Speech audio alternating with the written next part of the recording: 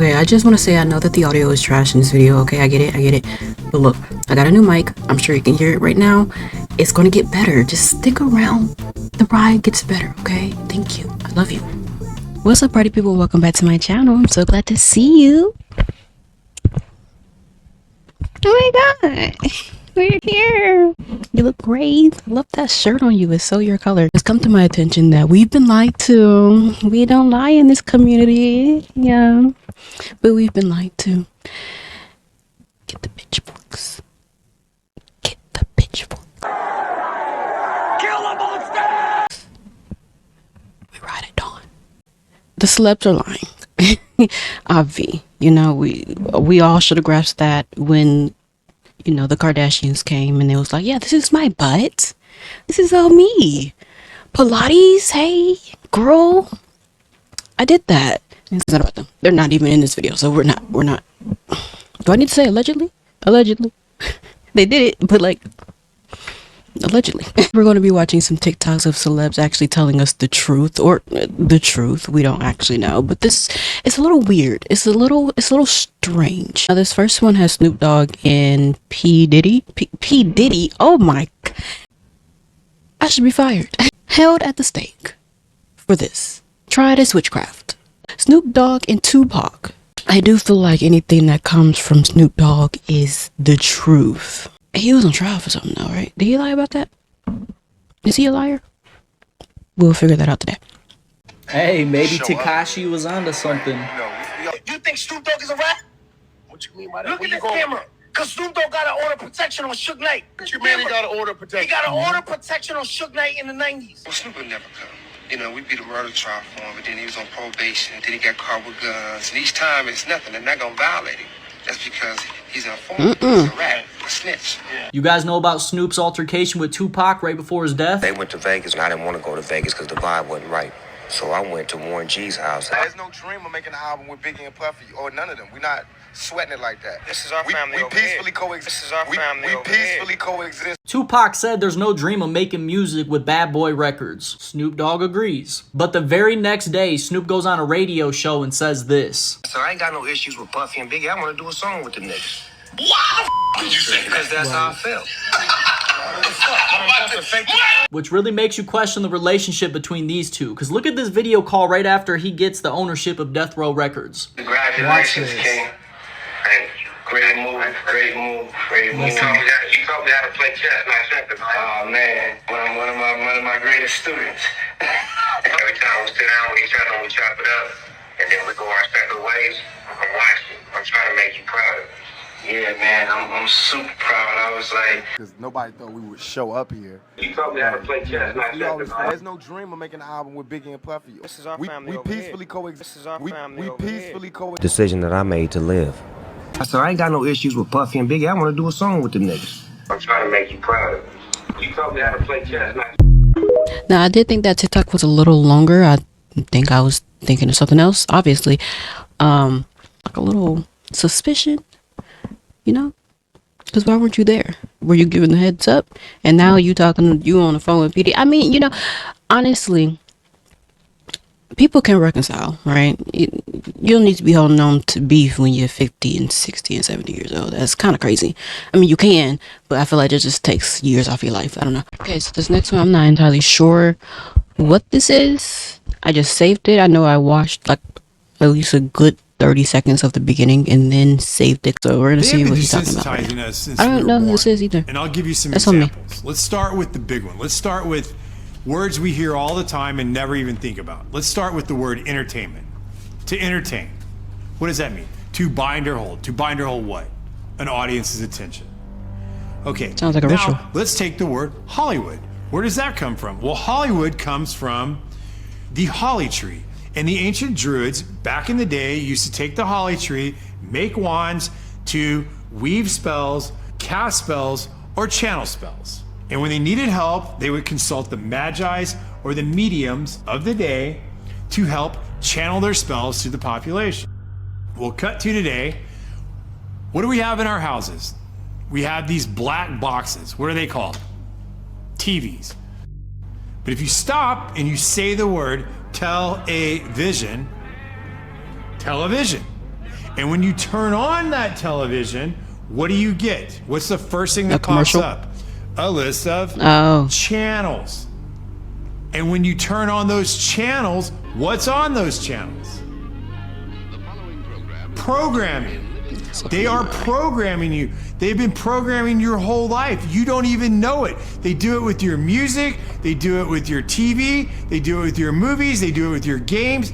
They have been programming us and programming you since you were little, and you don't even know it because you don't even question it. That's so true. That's so true. I feel like I find people weird when they say there's nothing hidden in our television and our music. Like, don't you know that that's the best way to like hypnotize someone? You ever get that song stuck in your head and it's just stuck in your head for like 2-3 days? Why are you still here? Your time is checked out. I'm not saying it's demonic. I'm just saying it's a little weird. It's a little programmy. Like the song Too Sweet was in my head for like a whole week. For what? For why are you still, you're overstaying your welcome. I'm listening to other stuff. I'm watching YouTube and you're still in my head.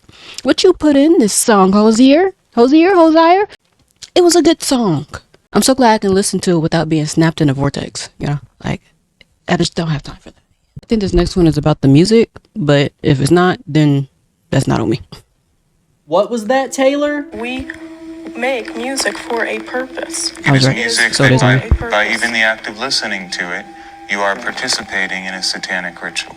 Okay, Swifties, we all know by now that Zena LaVey, you know, the Satanist, but you heard what they were talking about. They said by even listening to the music, you partake in a satanic ritual. You ever heard of a rap sigil? Listen. It's a thing where they, 1, murder somebody, 2, record the murder, 3, chop the audio up and sample it, and return to the murder scene and rap where they murder somebody at. They put it on a mixtape, and that creates a sigil.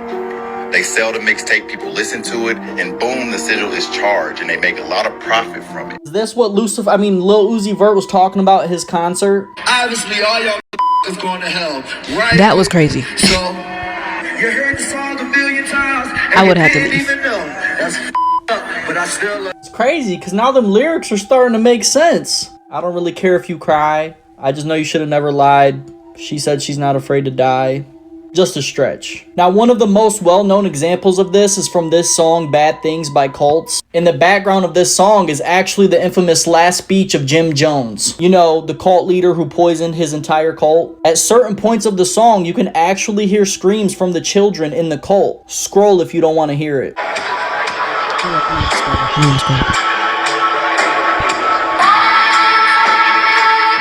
Now, J. Cole went on to sample this song and use it. Now, he claims that he had no knowledge of this, but it's too late now. Who knows the amount of songs that we've listened to, not knowing the true meaning? Putting the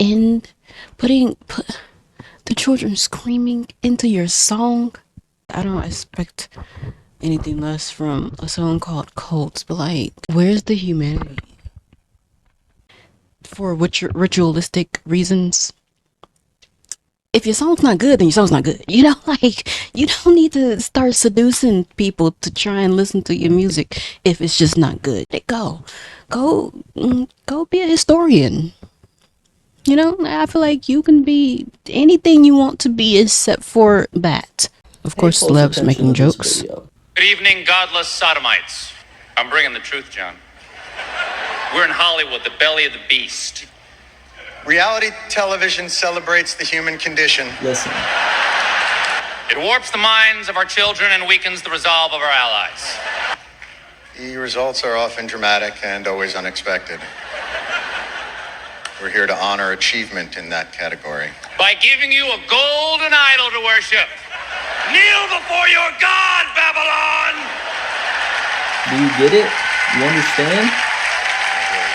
I'm very honored to be able to receive this amazing award from the depths of my soul. From the depths of my soul. Why is your hand over your eye? Because I'm a devil worshiper. What are you talking about? All right, well, I have tickets to see the devil worshiper. I'd like to thank the devil and all the dark lords. Murder was the case. I want my shit to be about cutting a deal with the devil, then getting sentenced to the pen, then the shit happened. Bring your lifestyle to me, I make it better. And how long will life live? Eternal life, live forever. Also parts in the album where you speak to Lucy. Lucifer. Yep. The devil. So you Yeah, man. That one, you don't know that Lucy got you all your life. I watched you, and now you all grown up to sign this contract. If that's possible. Like, if you don't get this right now, I swear to Lucifer, I'm gonna. Did you sell your soul yet? I'ma bring the cold. Sold my soul to the devil, and the price was cheap. If I could go back, I never would have rapped. I sold my soul to the devil, I'll never get it back. I'm in trouble, did a deal with the devil, now pleaded with him. Like, give me my soul. To have my first record ever and selling my soul to Hollywood Records. I sold my soul a good price, out of sight. Biggest rumor though now that I sold my soul to Satan. That I gotta sell my soul. But that was a thing for a minute. Juice WRLD sold his soul, right? Yeah. Man, he trying to sell his soul, man. Look, Juice selling his soul. They ain't take too long. Illuminati, man. Did I sell my soul? I sold my soul for you. Sold my soul to the devil. Well, needless to say, sold my soul. Thank you to Satan for giving me inspiration on how to play this role. Had we sold our soul to the devil? How else can you explain us being here? I just feel like too many people are joking about it for it to be a joke. Kind of like whoever smelt it dealt it kind of thing. I just don't feel like everyone being like, yeah, and then I just gave my soul up. I was just like, hey, here you go. Got a little money, got a little fame. At a certain point, yeah, you know, the satanic panic that went on, I think in like the 70s, the 60s, 70s, I do believe that, of course, that had like a little hand of rumors and conspiracies for everything. But then at a certain point, it's like, you're not joking anymore. You seem genuinely disappointed in yourself that you did this. This next one is with Hollywood being hollyweird, per usual. Let's see. And it's always with children. Why is it always with children? What is it about children? Get a load of this. Just a joke. After all these years, I've never met the Olsen twins. He introduced me to them. I said to him, Again, how with do the I children. tell them apart? He says, Ashley Swallows. And then we get to start laughing. We're laughing. Is it true that you Is that think funny? you're Mary Kate acting lessons? Where's the joke? You tell her, act like this never happened. Is the joke in the room with us? The girl in What kind of joke is that? And it's crazy, because it seems to be the theme with all these young stars. I may end up running off with you myself, you know. That's what Steven says. It's Steven Spielberg? Yeah. Hi, Steven, I love you. Second best again. Story of my life with women, yeah. She even talks a about being child. at those Hollywood parties. Well, I had grown up very fast, and it's not very normal to see a 9-year-old at a big Hollywood party drinking. You heard that right. At 9 years old, she was at Hollywood parties getting drunk. And it's crazy how it's such a common theme for these childhood stars to get institutionalized for acting out.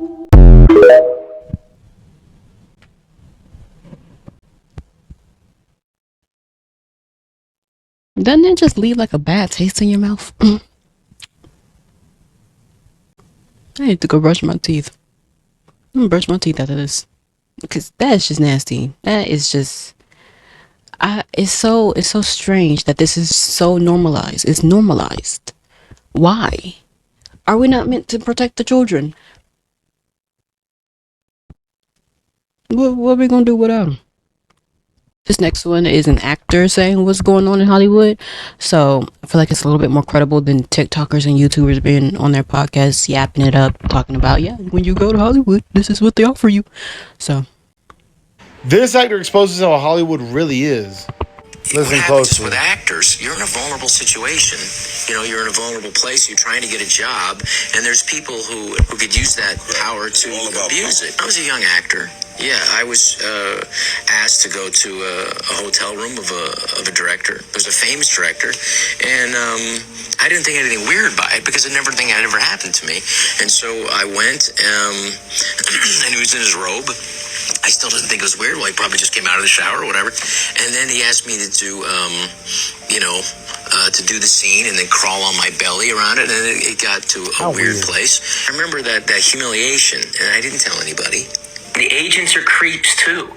you know, and then trying to get a job, and the casting directors can be, and the people who are the producers, the directors. I mean, it's rampant in the industry. There's not one actress who doesn't have a story. Just before I was really famous, and the next thing I know, I'm in a room with this guy. He's in a chair. And, comes out in a bathrobe and sits in this chair. And the next thing you know, he's asking me to crawl on the ground and then to crawl toward him. And it was just this. If you want to be in the entertainment industry, be careful and speak out. Because they say you do have to sacrifice a lot. They do a lot of embarrassing things to get to it. Because people are weird, man. People are weird. Especially when you have some money. For some reason, when people get money, they just turn into an alright nut. I'm not gonna lie. The Mario Kart at the bottom did get me. Oh my gosh, the attention span of a squirrel. But I'm gonna call it here, guys. That's enough weird celebs doing weird stuff being weird for me. Honestly, we need to go rinse our eyes out with salt or something. If you want to keep this party going, then you have to get to know me. In order to get to know me, you have to get to know these three. Like, comment, and subscribe, and hope to see you next time.